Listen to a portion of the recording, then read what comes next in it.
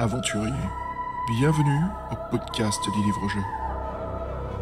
Un podcast dont vous êtes le héros. Un vaisseau! Un vaisseau! Calmez-vous, nous n'avons rien à craindre! Mes couilles!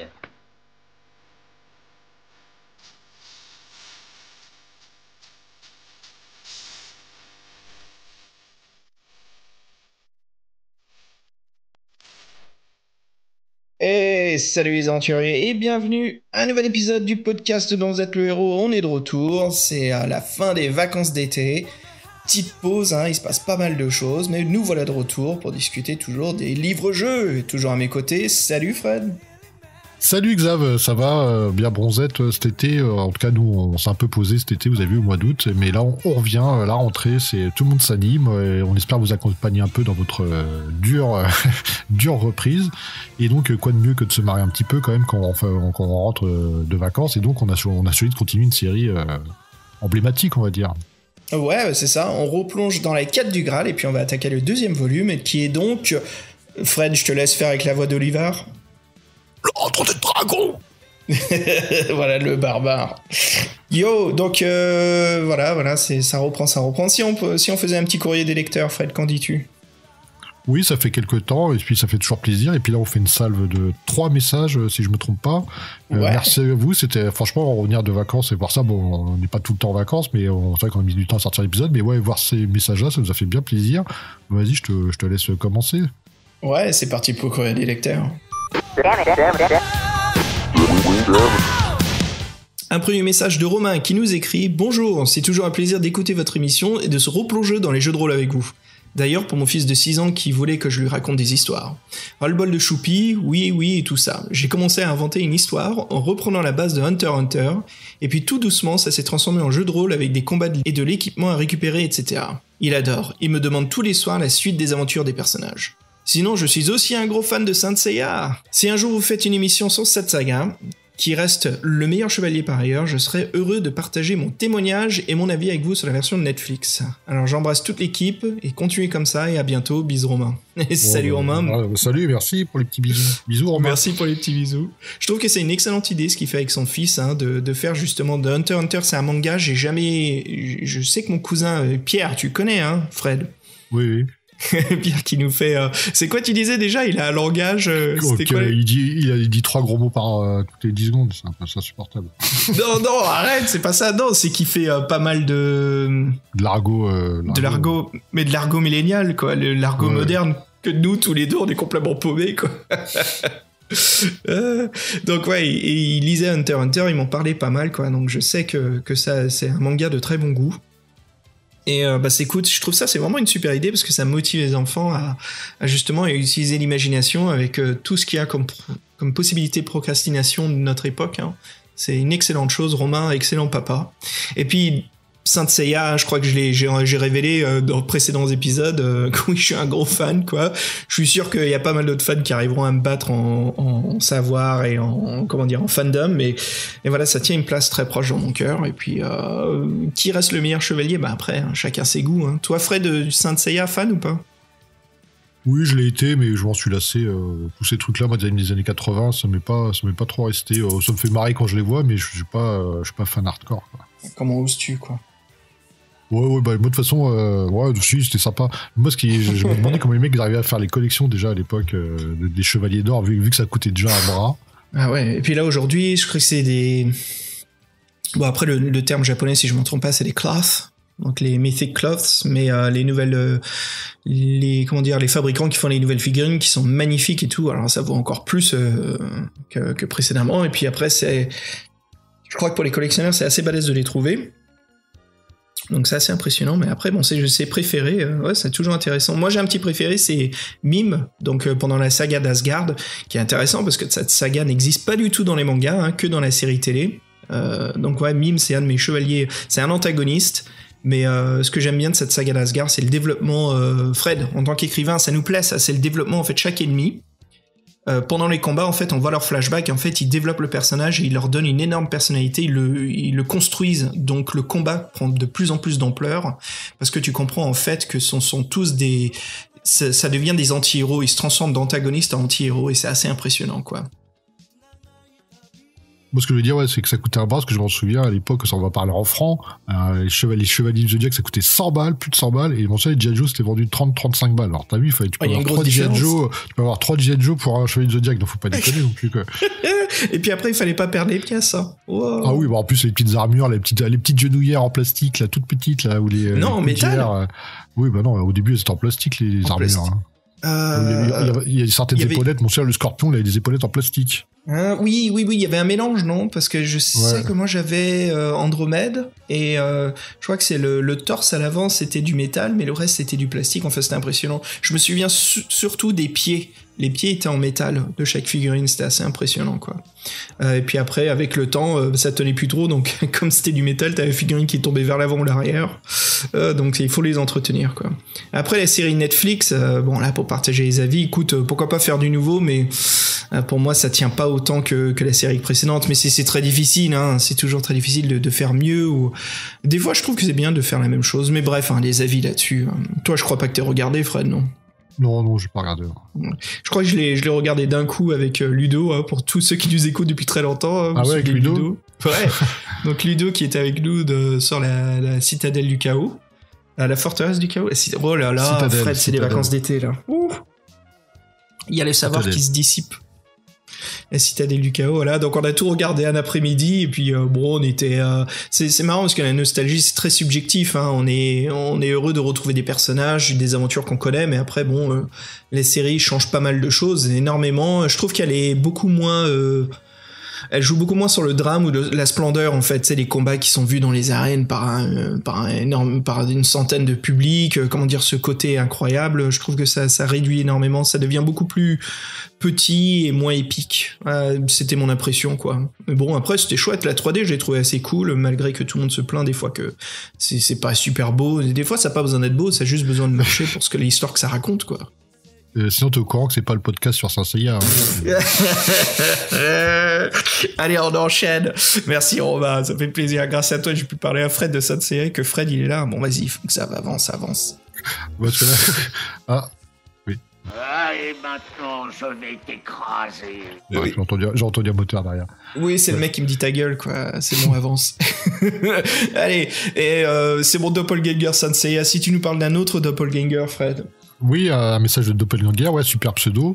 Donc lui, il nous félicite, il souhaitait nous féliciter pour le podcast de qualité. Merci Doppelganger. Donc lui, il écoute pendant ses trajets professionnels et même certaines de ses nuits, avant de s'endormir, sûrement. Et il nous remercie. Donc au-delà de la passion qu'il mène de nos émissions, il trouve que ce qui est la véritable plus-value, c'est l'ambiance, et surtout l'ambiance musicale. Donc nos choix semblent porter leurs fruits, et donc oui, il dit que c'est certes la technicité, la précision des descriptions et des analyses des visages sont au rendez-vous, mais c'est surtout donc la musique et la complicité qu'on entretiendrait, toi et moi, Xavier, les tirs bizarres, et donc il trouve même que l'atmosphère unique qui se dégage de notre podcast en fait un objet d'art. Alors ça, on l'avait jamais entendu, et ça c'est un sacré compliment. Et franchement, oui, que ça se fasse un tout comme ça, qu'il apprécie à ce point-là, bah merci beaucoup Doppelganger. Franchement, moi je trouve que avoir des messages comme ça booste. Et en plus, j'ai l'impression que on a un peu le public entre guillemets qu'on aurait voulu avoir. J'ai l'impression que notre public, en fin de compte, il est assez proche de nous. C'est des gens avec facilement qui on pourrait échanger et qui ont les mêmes goûts. Donc c'est vraiment cool, tu vois. On n'est pas une pop star qui plaît aux ados de 14 ans, tu vois. J'ai même pas pensé à ça. Mais oui, comme tu disais, pour revenir là-dessus, ouais, ça fait vraiment plaisir comme message. Et en effet, quoi, c'est ce qu'on cherche à partager, cette passion entre ceux qui ont grandi avec les livres, entre les amateurs et puis les passionnés de l'heroic fantasy, science-fiction, hein, tout ce domaine de la créativité. Et puis Fred, surtout, ouais, ça fait plaisir de retrouver ce public. Moi, ça me fait plaisir en fait qu'on ait pas mal de gens dans le public, des fans, mais on est aussi des nouveaux venus qui découvrent le podcast, qui nous écoutent. J'ai parlé avec un fan sur Facebook qui disait qu'il connaissait pas du tout les livres dont vous êtes le héros. Il en a lu un pour s'amuser, mais après il aimait bien écouter notre émission, justement de vivre les livres parmi nos podcasts. Alors ça fait plaisir. Et ouais, ce que dit Doppelganger, ça me motive. Donc merci Doppelganger, et puis merci à vous tous, hein, merci les auditeurs de votre support, de vos écoutes. Et puis avec Fred, voilà, c'est loin d'être fini, on a pas mal de choses, et puis comme t'as dit Fred, ça nous motive à continuer, à en faire encore plus, hein. Et de toute façon, Doppelganger, c'est forcément un bon gars, parce que c'est un ancien rôliste. Donc, rôliste contemplatif, il dit. Bon, j'espère que t'as suivi quelques-uns de nos jeux de rôle. Si ça t'a plu, on est encore plus content de Doppelganger. Ouais, ça fait vraiment plaisir, c'est chouette, quoi. Et puis, un dernier message de Julien, voilà, qui nous salue, qui dit qu'il vient de découvrir le podcast, qu'il accroche vraiment bien et que ça lui rappelle en fait de bons souvenirs de ses lectures des précédents livres-jeux.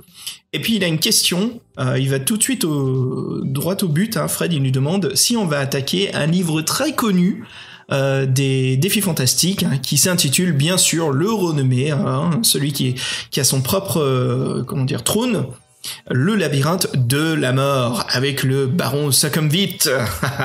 Bah Fred, on a une surprise pour les auditeurs là.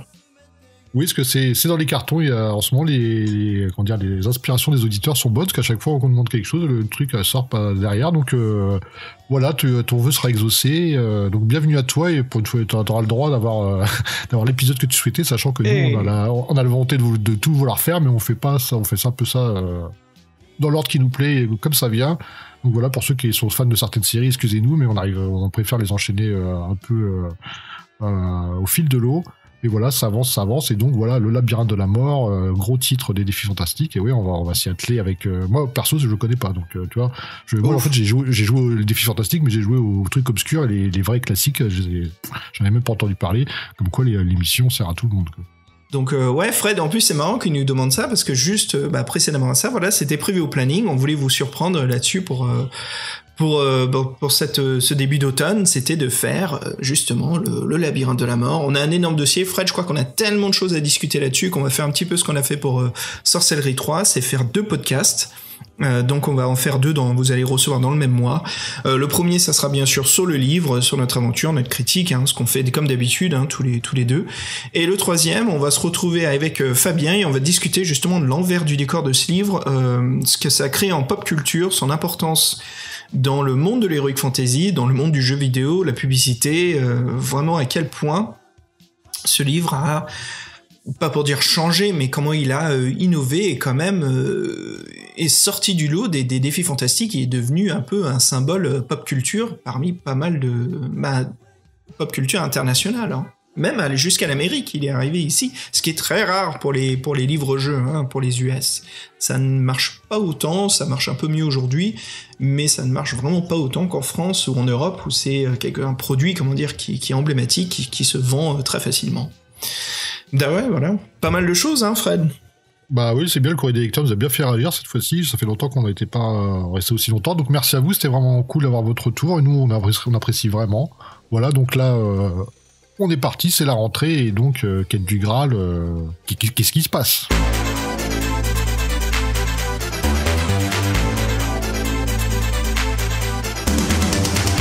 Waouh, le livre, bah oui, attends, c'est un truc de ouf, là, on rentre dans le cadre du Graal, hein, volume 2, donc l'antre des dragons. Fred, je te lance, qui c'est qu'on incarne, hein ? C'est... Bah c'est Pip, souvenez-vous, Pip en 3 lettres. Pardon, tu sais, ça fait toujours marrer, quoi. Oh, j'avais jamais pensé, mais là ça m'a apparu, ça m'a flagrant comme un feu d'artifice, bon bref. Le nom du personnage Pip. Oui, bref. Pip en 3 lettres, donc c'est un jeune et frêle héros choisi par Merlin himself. Sur les différentes couvertures, on le voit plutôt ressembler à Musclor à Conan, donc le fameux truc, je pense, c'est pour attirer le chaland, et en fin de compte, toujours le débat entre le musclé ou le gamin pour s'identifier. Donc là, ils ont choisi le musclé, pas le groupe, hein, juste Musclor ou Conan. Et t'as même pas rigolé, quoi. Non. En fait, tu me rebalançais en nostalgie, donc j'étais en train de réfléchir à toute cette époque, quoi. Ah, pardon. Et donc le fil d'Ariane de tout ça, c'est que bon, j'arrête mes conneries. Bon. Et donc voilà, donc j'ai pas compris la connerie en fait. Merde, j'arrive pas, je connais pas tes ressources en fait. Non, laisse tomber parce que Ariane les musclés. Mais j'ai pas trop grandi, j'ai grandi un petit peu avec tout ça, donc moi c'était un peu 50-50 entre les 2 pays, donc d'accord, ok. Je connais bien sûr, mais tu sais, j'ai jamais vu un épisode des musclés. C'était une série, c'est ça, non ? T'as rien perdu. Hein. Encore si, voir des gros décolletés, c'était sympa. Bref, on s'égare, vas-y. Attends, non, retournons sur les décolletés un petit peu, s'il te plaît, là. Qu'est-ce qui se passe ? Attends, je te reprends, là. Je crois qu'il y avait une Suédoise qui s'appelait Hildegarde, je sais pas quoi, là, elle était toujours en... Bref. Ouais, bah c'est pas mal pour les enfants, c'est très bien. Ouais, c'est très bien pour les enfants. Alors, attends, tu veux que je te reprenne parce qu'il y a de l'anglais, là. The Den of Dragons ? Non, tu veux dire The Den of Dragons. Ouais, c'est kiff-kiff. Son titre original, hein. Sorti en 1984. Et puis il est arrivé en France un peu après, voilà, un an après, hein, donc en 85. Il contient 173 paragraphes et plus d'une douzaine pour le bonus appelé bien sûr Le Temps des Rêves. Donc on rediscutera exactement de ce que c'est, hein, ce passage pour les nouveaux venus dans la quête du Graal. Mais l'aventure reste très longue, elle est très amusante, hein, malgré ce peu nombre de paragraphes. Hein. Ceux qui connaissent l'écriture de Herbie Brennan, certains paragraphes peuvent vous surprendre et faire quasiment 2-3 pages de texte. Donc voilà, malgré tout, c'était une excellente aventure, très amusante, un succès commercial, hein, L'Antre des Dragons, et voilà, aujourd'hui, jusqu'à sa 5e édition française, on peut dire que la saga de la quête du Graal, c'est une saga de livres-jeux qui marche vachement bien, quoi. Et puis, pour métamorphoser cet univers, hein, pour le représenter, la chose la plus importante, c'est ses illustrateurs. Et là, ça rigole pas, parce que ici, on en a quand même 4 qui sont au rendez-vous, hein, entre les illustrations extérieures et bien sûr l'intérieur qu'on discutera, un notre type préféré de 2000 AD. On trouve quand même la même équipe du premier volume dans les quêtes du Graal, hein, parce que voilà, on sait que c'est une saga qui continue. À l'époque, c'était un peu bien fait, ça quand même, chez Folio Junior. Voilà, ils conservent ce côté pour que ça ait une sémiologie parfaite, hein, que les choses se ressemblent. Donc voilà, pour ceux qui veulent écouter le premier volume de la quête du Graal, c'est le numéro 61 qui s'intitule Le Château des Ténèbres. Mais rentrons direct dedans. Fred, je te laisse le bonheur de parler de cette première édition de l'Antre des Dragons et de son artiste qui se nomme donc John Howe. Oui, donc John Howe, né au Canada en 1957, très attaché à la culture française. Il a fait ses études aux Beaux-Arts en France, il faut le savoir. Il a été travaillé avec l'équipe de Folio Gallimard pour ses illustrations de la couverture des Quêtes du Graal. On en parlait, donc on imagine un peu le dialogue qu'il y a eu à la rédac. Bon, John, tu nous dessines un mec musclé aux longs cheveux de Sticonan avec un beau dragon au milieu. Franchement, c'est typiquement ce qu'il y a sur la couverture, donc on vous le disait, donc Pip, c'est une masse. Et en fait, moi, je suis en train de me rendre compte que je pensais même que c'était l'antagoniste, en fait. Sachant que l'Antre des Dragons, donc en connaissant l'histoire, on sait qu'on va se battre contre un dragon. Et en fait, le dragon qui entoure le soi-disant Pip a l'air plutôt sous le contrôle du personnage, donc c'est un peu bizarre. Et moi, je pensais qu'en fait, c'était l'antagoniste qui était monté sur un dragon. C'est vrai que c'est pas très clair. Mis à part cette petite faute, on va dire, de positionnement, elle reste sympathique. Ouais. Il y a aussi quelque chose qui joue beaucoup au fait sur cette impression qu'on a que c'est peut-être l'antagoniste, c'est qu'il porte une armure noire, il a les cheveux longs, très noirs, avec une réflexion de la couleur rouge des fumées des dragons derrière lui. Donc on discutera après, hein, de la couverture, les aventuriers vont raconter justement comment elle est, mais il y a pas mal de choses sémiologiques justement qui te donnent l'impression que c'est un antagoniste. Surtout que l'épée ensanglantée aussi, donc oui. Et cassé, brisé, ouais. Ouais, brisé, donc oui. Donc moi je pensais que oui, c'était plutôt le boss de fin, quoi. Mais bon, après on sait que dans les livres de héros, souvent les couvertures représentent pas l'aventure, mais là ça représente pas le personnage qu'on joue, donc c'est toujours l'éternel débat. Est-ce qu'ils préfèrent mettre le musclor ou est-ce qu'ils préfèrent mettre le gamin pour que les gamins s'identifient? Franchement, il faut bien marrer les couvertures des dragons d'or américaines, donc je pense que vous, à la rigueur, vous me mettez un Conan, quoi. Ouais. Et ouais, plus précisément, la composition d'image, t'en penses quoi? Elle est assez chouette, hein. Franchement, dans le cadrage, comme on a dit, on a vraiment, on confond, on comprend pas du tout que c'est Pip. Alors, qu'est-ce qui se passe? On voit un énorme dragon en fait qui s'écroule. On voit qu'il soit il est fatigué ou il est reposé, il est au calme. Enfin, vu ses ailes qui sont un petit peu déchirées, on sent bien que le guerrier qui est au milieu, hein, qui est donc Pip, l'est combattu avec un ciel bleu, mais qui est complètement, ciel bleu qui est complètement couvert par une énorme explosion ou justement un lancer de feu d'un dragon de méthane, hein. Et ça donne ce côté où on sent bien qu'il c'est à l'extérieur, il y a ce beau ciel bleu mais qui est corrompu en fait par l'invasion de ces dragons qui détruisent tout. Elle est assez chouette, elle se concentre beaucoup sur les gris, les noirs, les couleurs argentées. Elle est assez évocatrice, elle a un côté très épique, hein. De toute façon, toutes les sagas, je trouve, des couvertures des Quêtes du Graal jouent énormément là-dessus, font un excellent boulot de mise en scène épique, malgré que Fred, c'est la deuxième fois qu'on a une couverture, celle-ci, en fait, elle est pas mensongère, elle a une raison d'y être, mais c'est super spoiler, parce que c'est la fin de l'aventure. Ouais, moi ça me dérange pas, hein. On montre le protagoniste, là, du coup le protagoniste c'est le dragon, ouais. Ouais, en fait, ça marche parce qu'on sait pas que c'est Pip. Voilà, on n'est pas sûr que c'est Pip. On se dit, ok, c'est le méchant de l'histoire. Et puis, une fois qu'on finit l'histoire, on se dit, ah non, en fait, c'est la couverture. Bon, bah, c'est réglé. Voilà. Elle est assez chouette, hein. Elle est assez bien faite. De toute façon, toute cette saga, c'est des très très belles couvertures.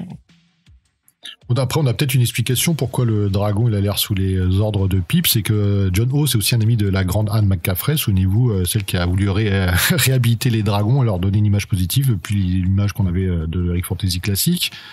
C'est savoir donc ils ont travaillé ensemble sur un somptueux livre sur les dragons. Et donc John en fait il peut pas décevoir son ami, il représentera un dragon des plus placides pour pas que son ami lui dise c'est pas bien, t'as renié tout ce que je t'ai appris. Donc c'est on doit avoir peut-être une explication du fait que le dragon a l'air un toutou dans sa niche quoi presque. Et donc on a l'illustration du bouquin qu'ils ont fait ensemble, donc qui est assez chatoyante. Ça a l'air assez bon, c'est que des illustrations, je pense, avec des textes sur les dragons. Sûrement, elle doit imaginer différents types de dragons. Je sais pas, ce serait intéressant de regarder qu'est-ce qu'il y a à l'intérieur. Nous, savoir que maintenant, John O, il est connu mondialement. Il continue de peindre, de faire des expositions, et donc il a beaucoup travaillé dans le monde de Tolkien. Il a maintenant 62 ans, et il en avait 27 ans quand il réalisa les dessins de la couverture de la première édition. Et ça nous amène justement donc à la deuxième édition française, qui est donc illustrée par Jean-Marie Poissonneau. Alors Gallimard fera appel à Jean-Marie Poissonneau, voilà, pour réaliser la nouvelle couverture exclusive pour la France en 96. C'est une très belle couverture bleutée avec justement des ombrages et des lumières pourpres. Je me suis dit, Fred, ça va te faire plaisir comme couverture, ça. Eh ben j'ai le droit de dire que je l'aime pas du tout. Franchement, je la trouve foirée. On dirait une couverture de Fleuve Noir des années 80 de science-fiction. Je trouve que le personnage il est mal représenté, le dragon il est ridicule. Raconte la compo, dis-nous ce qu'on voit justement, avec le texte qui prend un tiers de la couverture. Non, j'aime pas parce que je trouve que le personnage qui Pip qui est brun en plus qui ressemble un peu plus à Pip, qui est de dos, il est pas très bien fait. Le dragon il est ridicule avec on dirait une espèce de poisson pour moi. Il sort d'une espèce de caverne où il y a un peu rougeoyante en arrière-plan, il y a des arbres qui le camouflent à moitié, il y a une espèce de demi-lune avec une lune gibbeuse avec des nuages, mais je trouve qu'il y a aucun impact. Je trouve ça un monochrome presque, non mais le bleu et je sais où t'allais là. Oui, j'ai arrêté. Mais non, je trouve que je trouve en plus comme d'hab la deuxième édition de toute façon le titrage tue tout déjà. Donc là le J.H. Brennan quand t'as un livre dans tous les héros, la quête du Graal, 2 l'entre des dragons J.H. Brennan, mais là on est déjà à la moitié de l'image quoi. En fait, on est vraiment à la moitié de l'image cette seconde édition mais ça c'est toujours un défaut, je trouve, dans les livres dont vous êtes le héros. En fait, entre Gallimard et Folio Junior, la façon dont ils font la maquette, le titre est beaucoup trop grand. Je veux dire, le public sait ce qu'il consomme. Il sait que c'est des livres dont vous êtes le héros. C'est pas comme s'ils allaient attirer autant de nouveaux lecteurs, parce que souvent ça se fait entre lecteurs, on se partage la passion. Et puis, le titre, il est pas obligé de prendre les 3/4 de la page pour qu'il frappe encore plus. Moi, je trouve vraiment que c'est un très mauvais habillage. Ça fait vraiment pour attirer les gens. C'est comme une pub qui prend quasiment tout le 3/4 de l'écran et ça abîme tout parce que ça enlève le côté qui donne de l'ampleur et de la dramatisation à l'illustration, quoi. C'est très important. Mais c'est la deuxième version, je vais peut-être dire une connerie, mais c'est celle qui a un peu gaufré le titrage, non, c'est ça ? Oui, c'est ça, ouais. Mais ça se trouve, c'est une contrainte technique, ils pouvaient pas faire plus petit, je sais rien. Peut-être, ouais. Après, bon, je suis pas leur avocat, je vais pas leur donner des excuses. Hein. Je suis pas fan des couvertures, mon Dieu. Ouais, comme t'as dit, hein, l'entre des dragons. En plus, là, gros défaut de maquettage. Hein, je sais pas qui s'en est occupé, mais à savoir que le titre Quête du Graal 2 est en noir dans un fond à moitié noir, donc quasiment moitié lisible, hein, même si on sait ce que c'est. Voilà, nous on le sait, mais pour quelqu'un qui arrive. C'est pas très bien fait. Moi, écoute Fred, j'aime beaucoup les couleurs dans cette couverture. Ce rouge justement qui sort de la grotte, qui éclaire ce dragon, le regard du dragon qui est assez flippant avec ses grands yeux jaunes, Pip qui est de dos, qui est prêt à se défendre, qui on dirait même qu'il est un petit peu surpris par ce qui se passe. Ça se passe la nuit, contrairement à la première couverture qui est avec un beau ciel bleu. à la pénombre, ce bleu très fort. Mais ce que j'aime pas en fait, c'est le cadrage en fait, ce qui se passe. Je trouve que le plan est beaucoup trop loin. Le dragon est trop petit, il perd son ampleur parce que justement l'importance dans cette histoire, vous allez voir, c'est justement la taille colossale des dragons, comment ils sont imposants et comment ils sont intimidants. Et la première couverture, je trouve qu'elle le réalise très bien avec ce personnage au milieu. Hein, bon, maintenant on sait que c'est Pip et ce dragon justement qui est autour de lui. On sent ce côté du vainqueur. Voilà, on sent qu'il est réussi à accomplir une tâche incroyable. Et je trouve qu'on perd un peu, je l'aime bien quand même, mais je trouve qu'on perd un peu cette ampleur en fait. Et puis les petits squelettes à proximité, pourquoi pas, c'est sympa, mais ça manque de punch. On dirait que le dragon, il était dans la forêt, on l'a dérangé, ça, on dirait que c'est un dragon lambda, voilà, c'est pas la caverne du dragon majestueuse, le truc qui sort de son petit terrier comme comme les araignées sauteuses là, qui font des pièges quoi. Ouais. Oh mon dieu, elles sont horribles ces araignées. Oh. Ouais. Bah écoute, pour parler un petit peu plus, voilà, pour rappeler justement Jean-Marie Poisneau, bah voilà, c'est un illustrateur français qui spécialise dans les livres documentaires. Voilà, il aime le détail et ça se voit quand même dans toutes ces belles réalisations. Hein. Après, qu'on aime ou qu'on n'aime pas, il y a quand même un beau côté de détail. Là, tu vois les écailles sur le dragon, même dans la couleur rouge, on voit un petit peu son aile, on voit l'ossement ou l'anatomie du dragon. C'est assez bien fait. Et puis voilà, il a donc 61 ans aujourd'hui et actuellement voilà, il continue son travail avec passion et puis il intervient dans beaucoup d'écoles pour expliquer son travail et animer et puis il anime des ateliers. Donc voilà, Jean-Marie Poisneau qui bosse toujours pas mal, qui est toujours là dans l'univers créatif. Et Fred, ça nous amène à parler donc du nouvel illustrateur, Didier Nguyen, qui arrive justement pour cette nouvelle édition des livres dont vous êtes le héros, toujours avec un titre imposant, mon Dieu. Là, Fred, je crois qu'on est quasiment toujours à moitié occupé la couverture. Hein, oui, sauf que ça, au mieux que ça vienne du haut, ça vient du bas, quoi. Et puis aussi, on a cet estompage d'éponge autour de la couverture, la jaune, qui encadre l'illustration, que je trouve naze. Je la trouve horrible, cette couleur envahissante là sur la couverture, ce cadrage éponge spongeux, la naze. Je suis pas fan, ça sent, non? Je suis pas fan du tout, quoi. Oui, spongeux, oui. Mais ouais. Bon, moi je trouve que le jaune, dans ce cas, ça va mieux à la quête du Graal que ce qu'ils ont fait pour. Je trouve que là, pour le coup, en or, à la rigueur, c'est le seul truc qui va un peu, parce que toutes les autres couleurs, oui, c'est dégueulasse. Mais bon, bref. Mais là, la quête du Graal, au moins, ça, le côté doré, on l'a. Donc ouais, Didier Nguyen, comment ça le connaît, parce qu'il fait pas mal des illustrations des nouvelles versions, pas que pour différentes séries, donc ça c'est intéressant. Bah justement, tu veux nous parler un petit peu d'Nguyen, puis on va détailler un petit peu son boulot après. Oui, donc on en a déjà parlé donc plusieurs fois. Donc sachez que donc c'est un jeune illustrateur français. Il est surtout freelance. Il touche à tout. Il a aussi travaillé pour les jeux vidéo dans la conception de personnages. Et j'ai envie de dire, ça se voit dans ses traits, parce que c'est la réflexion que j'allais me faire. Je trouvais que bon, c'est très bien dessiné, hein, c'est très moderne tout ça, mais je trouve que bizarrement c'est assez classique. Et moi, ça me faisait penser aux jeux vidéo. Et tout à fait. J'ai l'impression de voir une photo d'une anime d'intro d'un jeu vidéo, quoi, en fait. Ah. Cool. Donc bien faite, mais le caractère design, je le trouve un peu bizarrement lambda. Je sais pas comment me dire. Bah c'est un chevalier en armure vu de dos avec un énorme bouclier. Ça fait. Enfin, je sais que c'est une référence constante ici. Je parle du dragon en fait. Ah le dragon. Il est imposant, il est doré et tout, il a souffle qui sort de la bouche, il est imposé. Il y a même Kip qui est en train de monter un énorme escalier justement pour montrer à quel point il est très très grand ce dragon. Il a l'intérieur de ses ailes qui est rouge vif, les écailles dorées et puis son regard menaçant et puis ses énormes cornes de Belzébuth, assez bien fait. Moi j'aime bien le côté de l'ombrage pour montrer à quel point sa tête se courbe. Il est menaçant, c'est sûr, mais moi en fait quand je le vois, j'ai l'impression de voir un truc en 3D, c'est très bizarre, mais parce que c'est des nouvelles façons de procéder. Mais je sais pas, ça me sort un peu de l'histoire qui est un peu old school. Et là, tu vois cette image-là, je sais pas, ça fait comme un décalage en fait. Ah, c'est intéressant. Est-ce que c'est parce que justement on a grandi avec ces livres et puis aussi, comme on fait le podcast là, on voit l'évolution des couvertures, on sent un énorme changement visuel. Hein. Il y a quand même, on sent bien le côté début 90, fin 90 et là justement début 2010, fin 2010, 2019 elle a été faite cette couverture.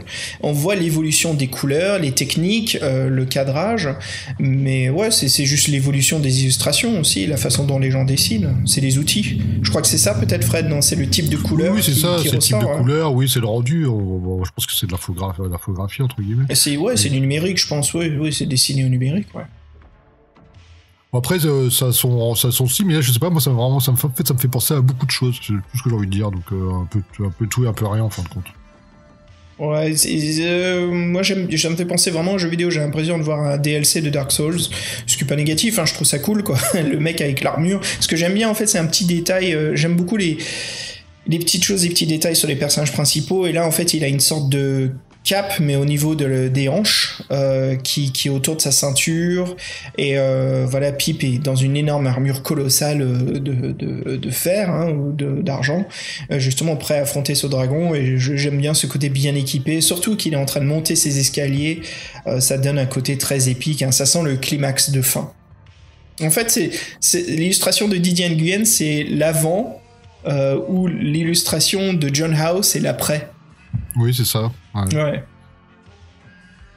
Non, c'est assez cool, quoi. Fred, on fait quoi? On enchaîne sur l'illustrateur l'intérieur? Les illustrations l'intérieur du livre? Johnny Gins. Johnny Gins, yes.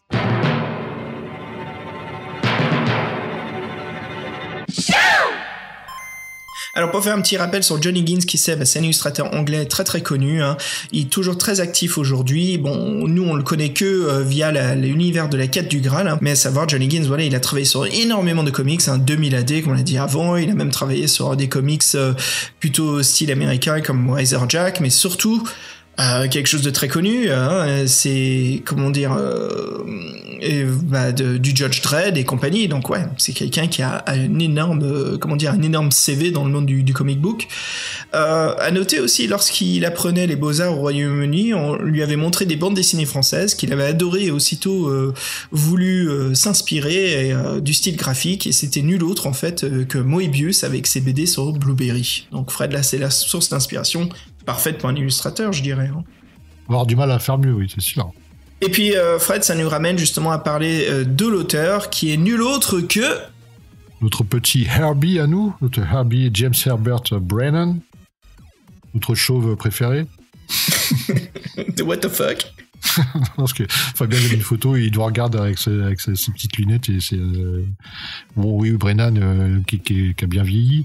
Donc on le connaît bien, Brennan, les auditeurs le connaissent, on a beaucoup d'épisodes où on en parle, donc pour les nouveaux on fait une petite bio.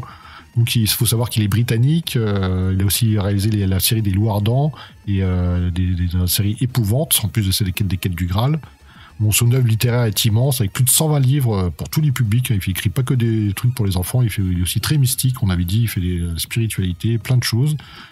Il dira que pour les aventures de Pip, il n'a jamais été attiré par l'Eric Fantasy, et que plus jeune, il préférait lire des romans de science-fiction, donc il a toujours voulu écrire alors qu'il était enfant, et celui-là lui apporte des chances, qu'il a vendu plus de 8 millions de livres de tous ses écrits, tout thème confondu à travers le monde, donc 8 millions, c'est un bon chiffre.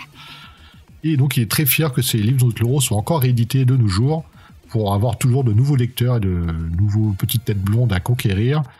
Il dit qu'il reçoit encore plein de courriers de lecteurs de joueurs qui adorent les aventures de Pip. Il faut savoir que donc Brennan, il est né en 1940, il avait 44 ans, qu'il a écrit L'Ande des Dragons. Et c'est vrai que pour un auteur de livres de l'euro, c'est plutôt assez vieux quand même. Ils ont plutôt la vingtaine, trentaine, quoi. Ouais, c'est souvent leur début en fait même, hein. C'est par là qu'ils commencent, hein. Je veux dire, l'exemple parfait, c'est les deux créateurs, c'est là qu'ils ont commencé à écrire ensemble et vraiment travailler ce style. Donc ouais, après on a Brennan qui arrive, qui est quelqu'un qui a du poil de la bête, et justement ça se voit dans ce qu'il écrit, hein. Ça c'est impressionnant. Et Fred, ça nous amène sur la dernière partie, hein, de la construction de ce livre, hein, qui est donc très important pour nous en France, la traductrice qui se nomme Janine Hérisson. C'est une femme très discrète, elle est vraiment dans l'ombre des auteurs. Janine Hérisson, c'était une des plus grandes traductrices françaises dans le domaine des romans policiers, notamment la fameuse collection qu'on connaît tous, qu'on a vu constamment partout dans les libraires, la saga des séries noires. Alors elle a traduit près de 300 livres dans sa carrière, et puis voilà, Janine nous a quittés en 2014. Nous avons retrouvé une photo d'elle, et je trouve qu'elle représente parfaitement ce côté de son plus grand travail, qui est la série noire. Elle est assise dans un fauteuil en cuir, les jambes croisées, et elle a son tableau de notes, elle est en train de faire ses traductions, et elle a le regard qui se tourne juste vers nous pour nous regarder d'un angle comme quoi on était en train de l'observer. Donc j'aime bien ce côté un petit peu polar, quoi, de cette photo. Ouais, c'est très bien fait, puis c'est vrai qu'elle envoie du pâté, la photo, elle envoie du pâté aussi. Moi je pensais que c'était une actrice.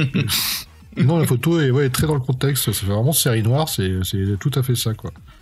Non, c'était une très belle femme, franchement. C'est vrai que quand on a retrouvé la photo, on s'est dit waouh, impressionnant. Donc ouais, Janine Hérisson, à sa famille, hein, tous ceux qui l'ont connue, merci pour son travail. C'est sûr qu'entre série noire et puis les livres dont vous êtes le héros, ça fait vraiment plaisir d'avoir des gens comme ça qui sont consacrés à lui faire de très très belles traductions. Fred, une petite pause, qu'en dis-tu? Serait-il pas à l'heure de la pause musicale, oui. Donc la pause qui n'aura de pause que le nom, parce que ça va être à 100 à l'heure, je pense, non? Ouais.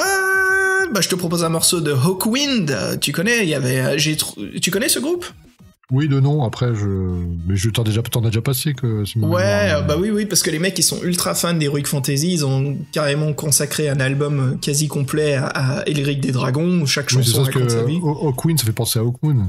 Ouais, voilà, tiens, clink clink, petit clin d'œil. Et là, j'ai une chanson justement qu'ils ont fait avec Lemmy Kilmister, hein, donc voilà, le tête de Motorhead, Rest in Peace. Oh, putain, ça va gueuler dans les brancards, ça va gueuler. Non, au contraire, tu vas voir, ça va être c'est du space metal, hein, c'est du space rock, quoi. C'est super planant, du cosmic rock, on va dire même. Tu vois, je trouvais que c'était parfait justement pour discuter de l'univers de Quête du Graal et l'antre des dragons. J'ai dit quoi, langue des dragons? La langue des dragons. Langue des dragons, l'antre attends, c'était quoi en anglais déjà? Merde, c'était... Den of the Dragons. The Den of Dragons. On dirait l'intro d'un jeu Neo Geo. The Den of Dragons. Insert coin. Je te propose justement le morceau qu'ils ont fait avec Lemmy qui s'intitule donc You'd Better Believe It.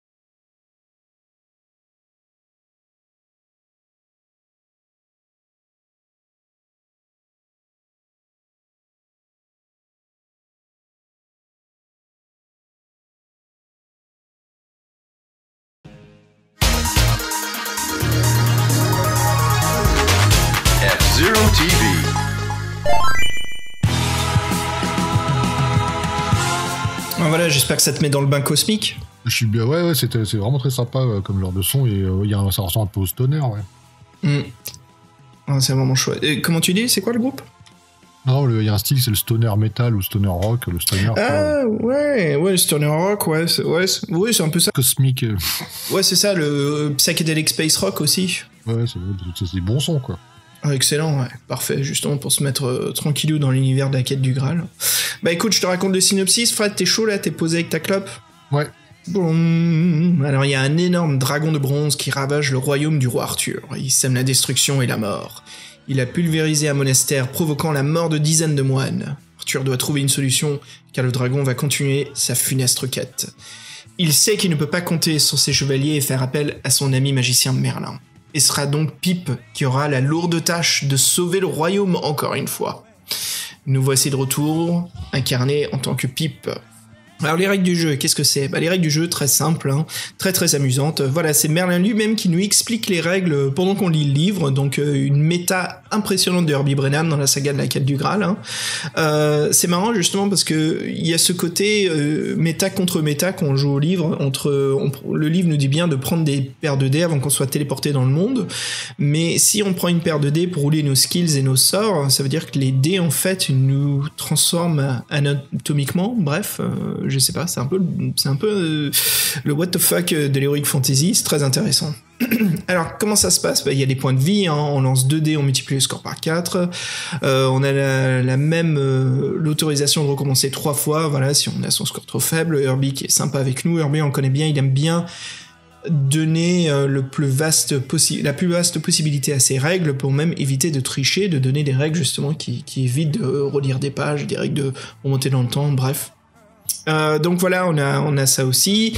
On retrouve aussi nos amis de la précédente aventure. Le livre nous décrit bien, voilà, si on a fait le précédent numéro, qu'on a un paragraphe spécifique pour retrouver notre épée parlante Excalibur Junior. Donc voilà, comment ça se passe au but du jeu pour attaquer quand on a Excalibur Junior.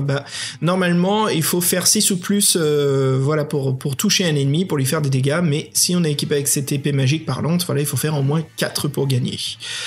Pour l'ennemi, c'est la même situation, voilà, les points au-dessus du 6 sont des points de dommage qu'on enlève au point de vie, voilà, sur le jet de 2 dés de 6.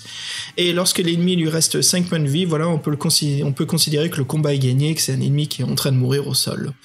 Donc les règles se font toujours avec une paire de 2 dés de 6, on calcule nos stats, et puis après, voilà, ça se passe par rapport au combat. Fred, tu nous parles un petit peu de l'armement ?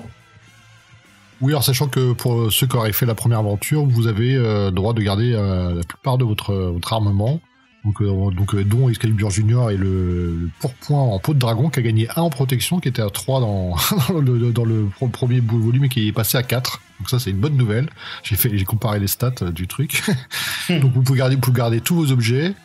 Donc sachant que les armes rajoutent des bonus, donc de plus 5 en dégâts, donc si vous avez fait une marge de 1 ou 2, en fait avec le bonus d'armes ça peut monter jusqu'à 7, donc vous aurez compris, les armes c'est assez important. Et donc là il est sympa Merlin, parce que pour ceux qui n'auraient pas fait la première aventure, il nous fait une petite liste d'achat, parce qu'en fait il dit qu'il peut pas nous équiper, parce qu'en fait le grand problème c'est lui, il est très anxieux, parce qu'en fait il va plus toucher sa rente si on réussit pas, que Arthur lui a coupé les vivres, donc il est très stressé, et comme d'hab il s'est déchargé sur nous avec une confiance aveugle, un peu trop d'ailleurs. Et c'est vrai que c'est toujours marrant d'avoir ce Merlin qui s'adresse à nous, lecteurs, pour entrer dans la peau de Pipe et pour régler ses embrouilles. Donc c'est toujours assez drôle. Et j'ai trouvé que oui, le trait était moins... Le 4e mur était moins forcé que la dernière fois. C'était un peu plus agréable. Un peu moins d'humour aussi. Et du coup, donc voilà. Donc si vous avez fait la première aventure, vous avez tout l'équipement. Et donc si vous avez toute une liste, sinon, que vous pouvez acheter avec des... Il est sympa, il vous donne des pièces d'or avant votre aventure.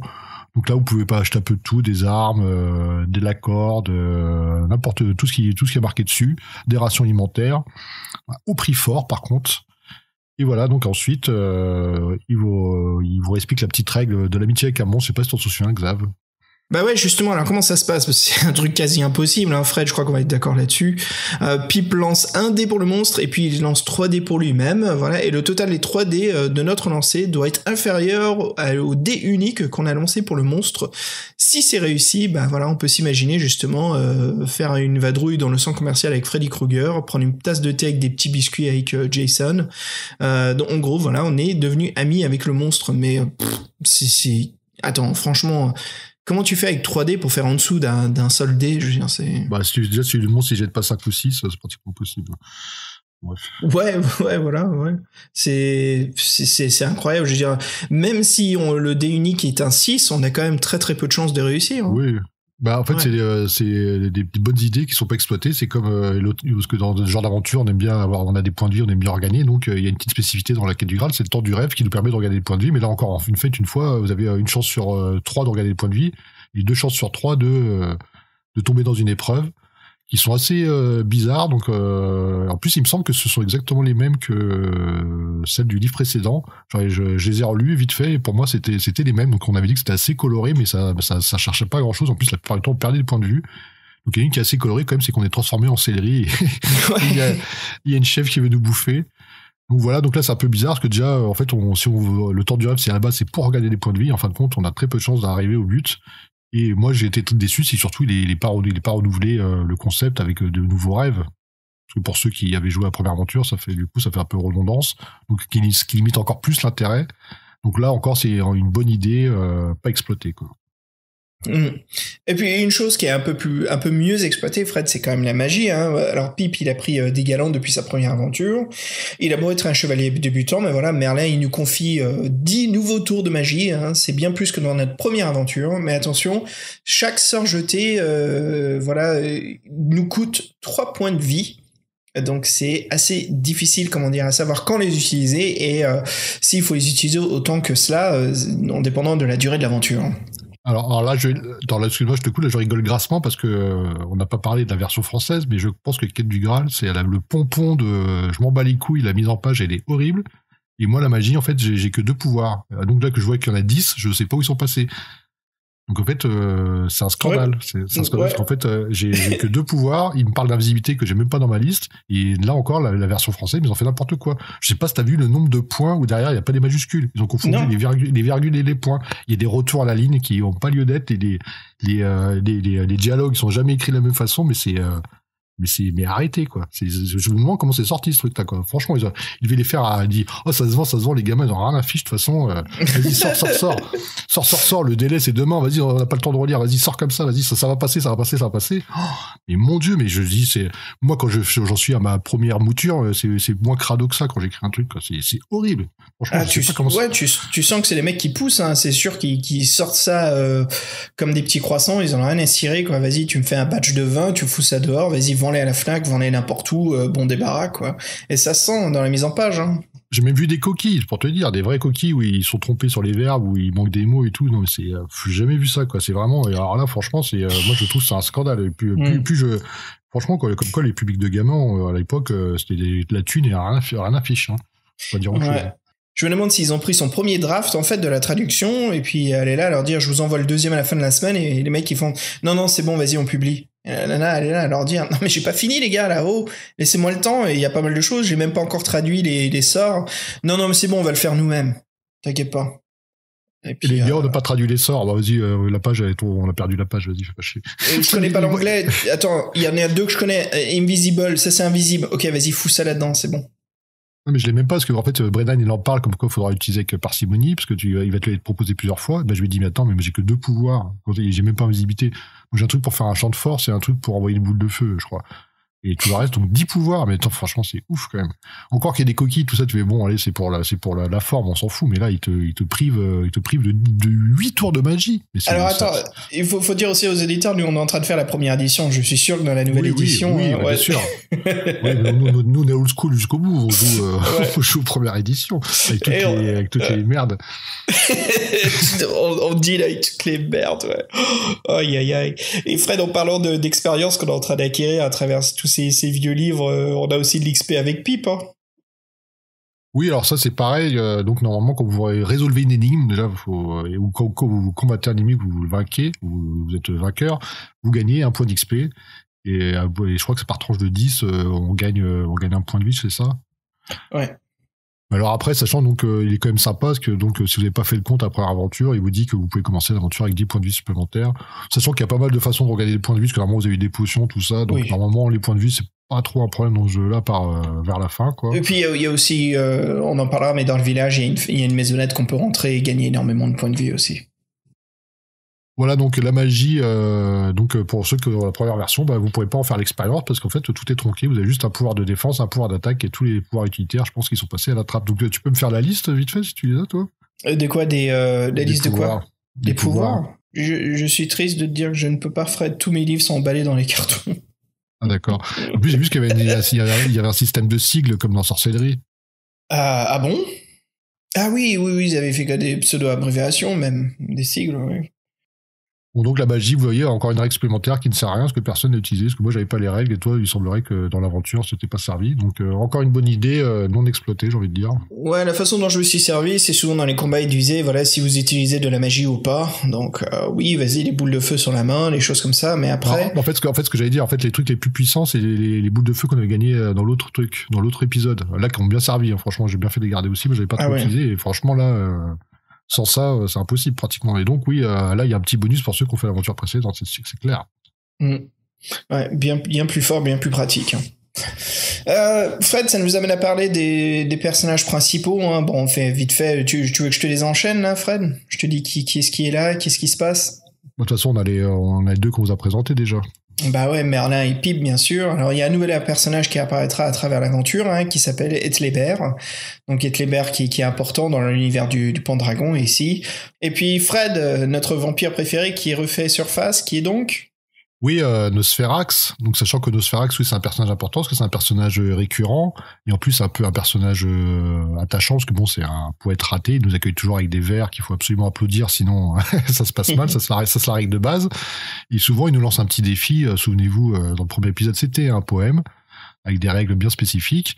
Et là, du coup, alors moi, je l'ai rencontré, Nosferax, mais je suis pas tombé sur son épreuve, et dans cet épisode, il nous demande de faire un portrait de lui, et on a même une place qui est dédiée dans le bouquin pour faire le portrait. Alors, ce qui est marrant, c'est de voir s'il y a des gamins qui, quand ils se sont fait avoir, au crayon de papier, ils ont dessiné le portrait, mais ils ont fait merde. Quand je vais faire pour la prochaine aventure, ce serait marrant de trouver des bouquins avec des dessins de gamins, tu vois. Ouais, ça serait amusant, ouais.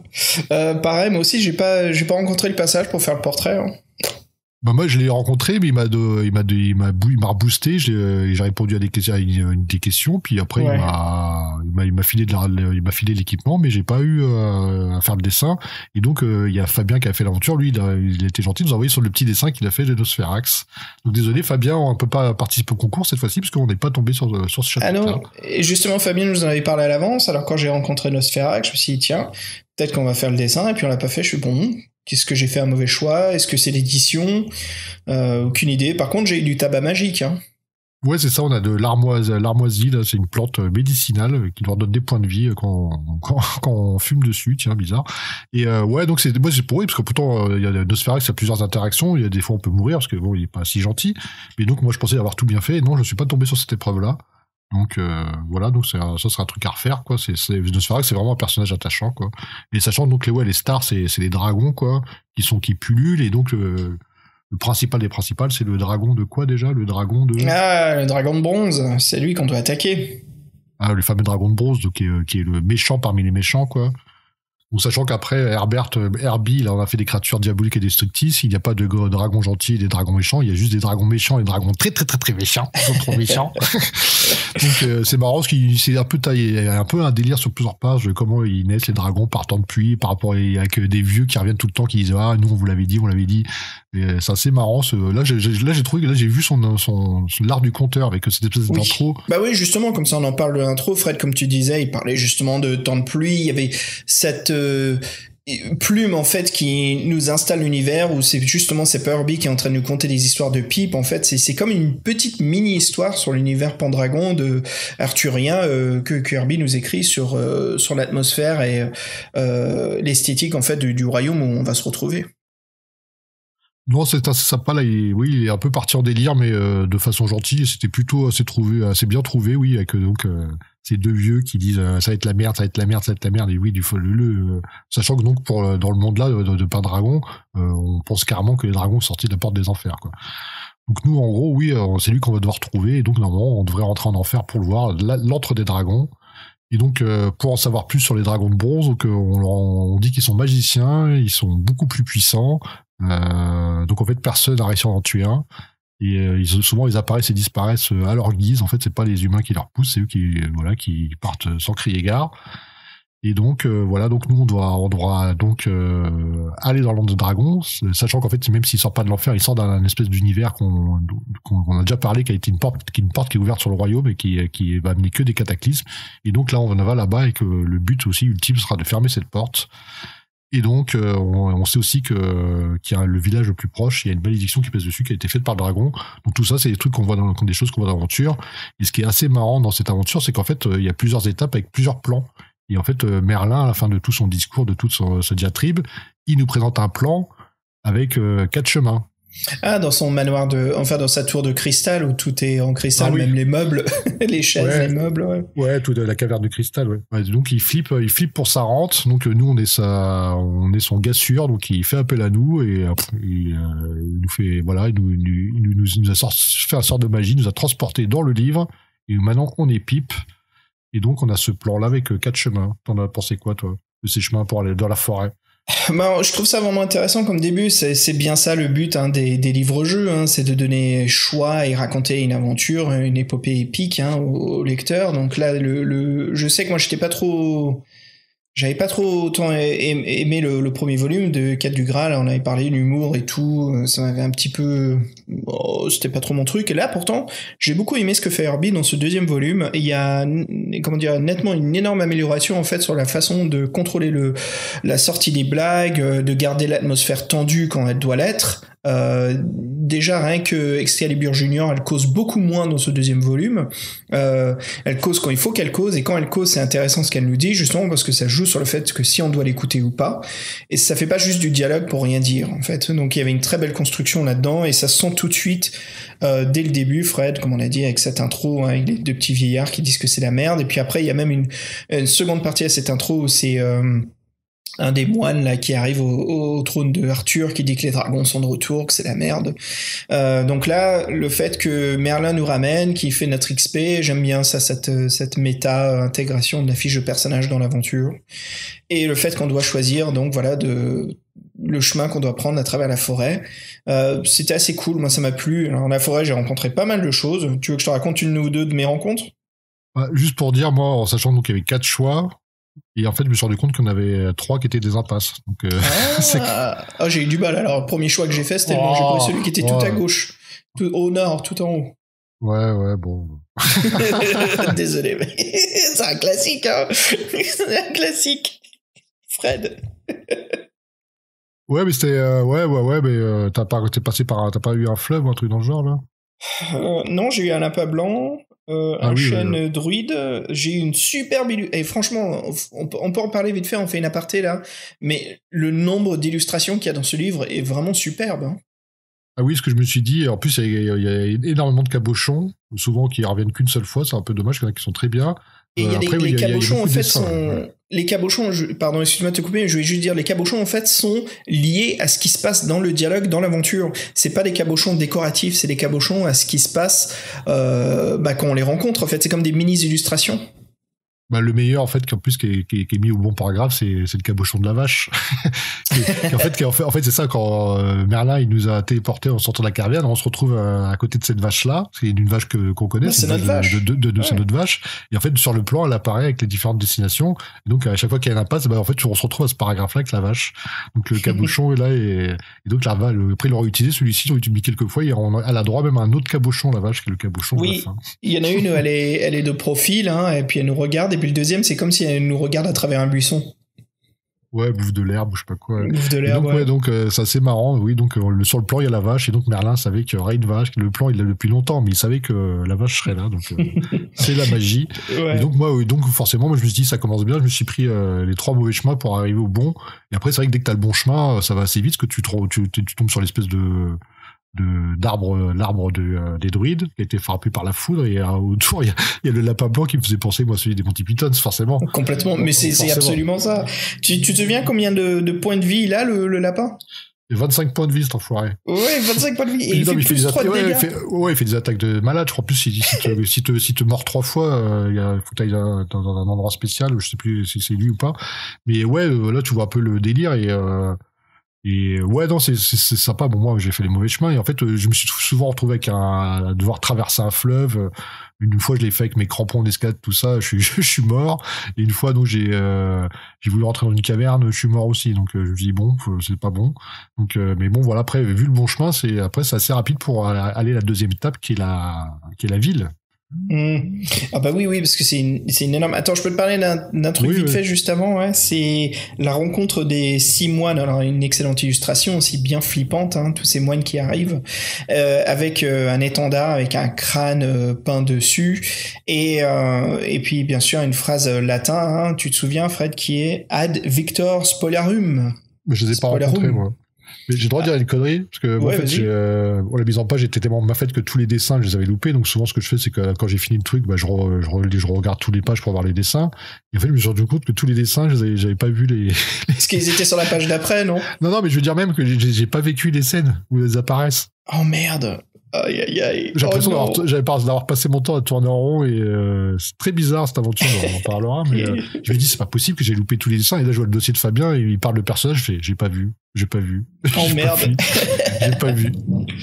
Donc oui, bah écoute, justement c'est dommage, ça va bien que je te dise ça en latin parce que Ad Victor Spolarum ça veut dire attends merde, c'est quoi en français? C'est au gagnant les récompenses. Oh merde. Au gagnant les louanges.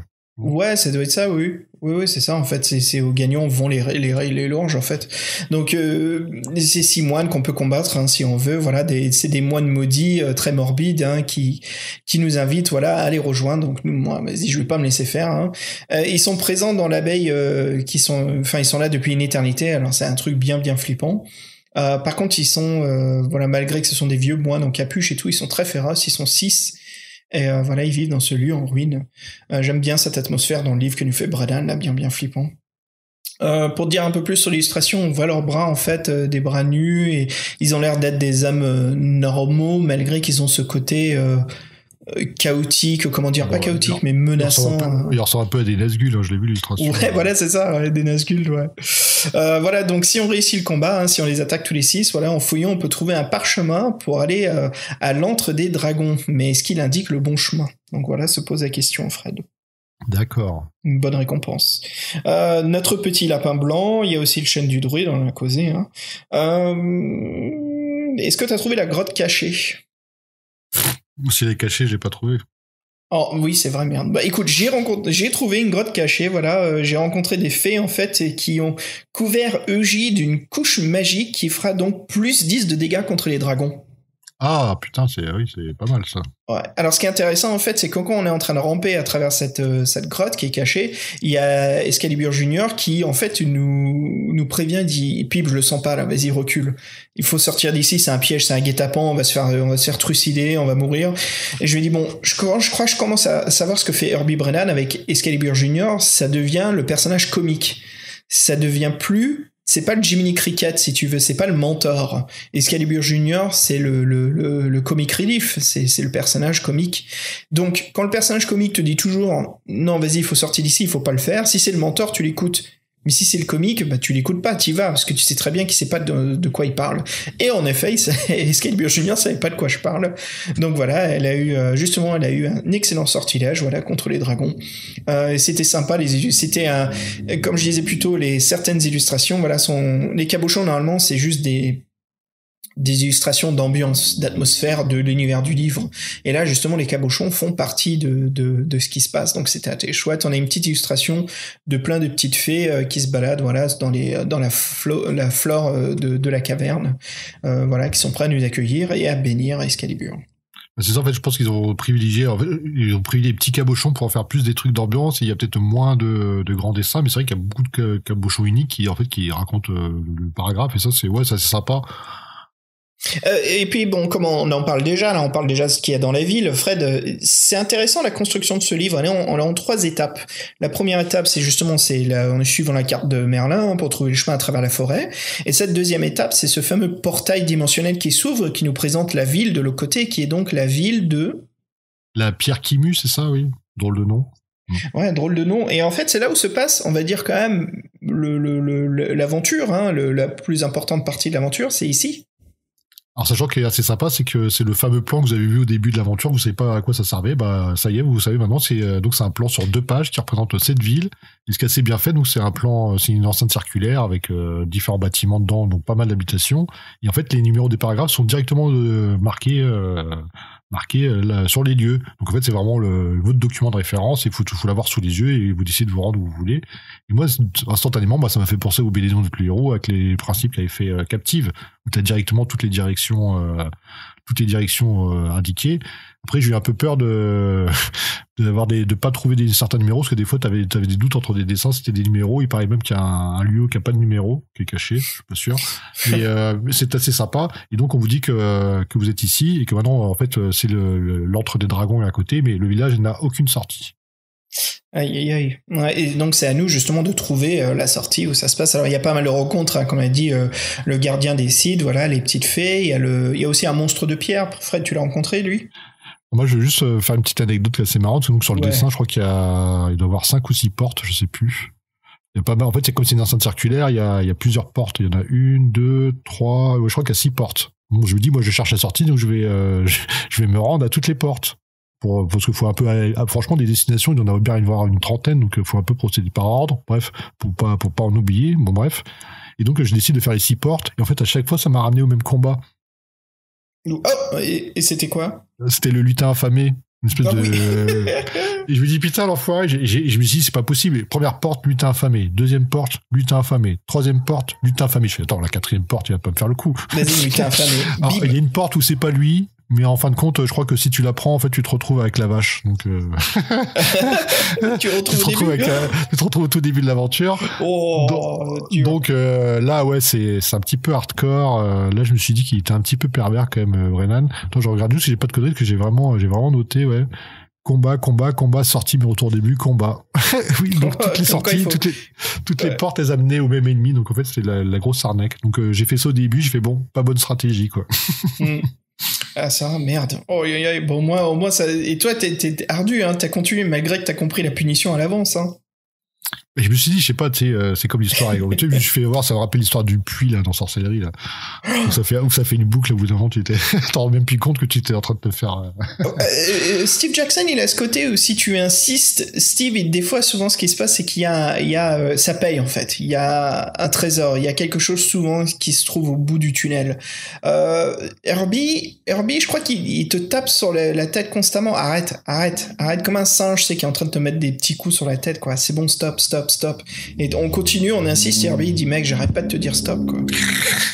Bah là, j'avoue, oui, 5 portes, sur les 5 portes, 4 combats, et l'autre, elle te ramène au début de l'aventure. Game over. Game over. Ici, on parlait un peu de la grande, comment dire, des monstres et de la lore et les légendes grecques. Fred, parce qu'on a 2 monstres ou 2 créatures ici qui viennent du monde grec, justement, qui est donc la Méduse et le Minotaure. Est-ce que tu as rencontré l'un ou l'autre? Oui, j'ai rencontré ces 2-là. C'est tous les autres que j'ai pas rencontrés. Ouais. De même, ouais. J'ai trouvé ça... Alors, on garde le Minotaure après, parce que j'ai trouvé ça très, très intéressant et très différent de ce qu'on pouvait attendre. Mais la Méduse, assez balèze, qu'on la retrouve dans une salle cachée, où justement, il y a des... C'est un comment dire, un vault, c'est un coffre-fort qui est rempli d'une fortune incroyable. Et puis, elle est très, très balèze à attaquer, hein. En fait, on peut même mourir instantanément si mes souvenirs sont exacts dessus. Donc, et puis le combat est très compliqué. Parce qu'en fait, les combats, il y a les règles de base. En fait, chaque combat peut être un peu scénarisé avec des bonus où elle touche plus facilement, ou elle fait plus de dégâts, ou si elle vous touche 3 fois. Et donc là, en fait, elle, si elle vous touche une fois, vous êtes pétrifié. Donc c'est un combat très difficile, quoi. Ouais, très très balèze. Par contre, si on gagne, Fred, on gagne combien de pièces d'or? Oh, bah ça sert à rien de toute façon. Tu rigoles ou quoi? Moi, j'ai gagné 200 000 pièces d'or. Non, mais moi je sais pas pourquoi j'ai combattu, mais j'ai pas eu les pièces d'or. De toute façon, à la fin, bref. Ouais, à la fin, on embarque tout un trésor, même la tête du dragon, quoi. on est riche comme crazy, c'est du même qu'on peut acheter, quoi, jusqu'à plusieurs forteresses. Plusieurs châteaux. Ouais. Plusieurs châteaux, ouais. Alors, si on discute justement du Minotaure, hein, j'ai trouvé ça vraiment intéressant. Le Minotaure, je crois que Fabien nous disait bien, comme site original, un labyrinthe dans un livre dont vous êtes le héros. Je suis d'accord avec lui, je déteste, je crois que les auditeurs le savent, hein, j'en ai ras le cul des labyrinthes labyrinthes dans les livres-jeux. C'est toujours un truc chiant. En plus, le dernier qu'on avait fait, c'était quoi? C'était dans Piranha, c'était le temple de l'épreuve. Ah oui, le temple de l'épreuve. Ah oui. Aïe. Mais celui-ci, c'était cool parce que c'était juste un labyrinthe par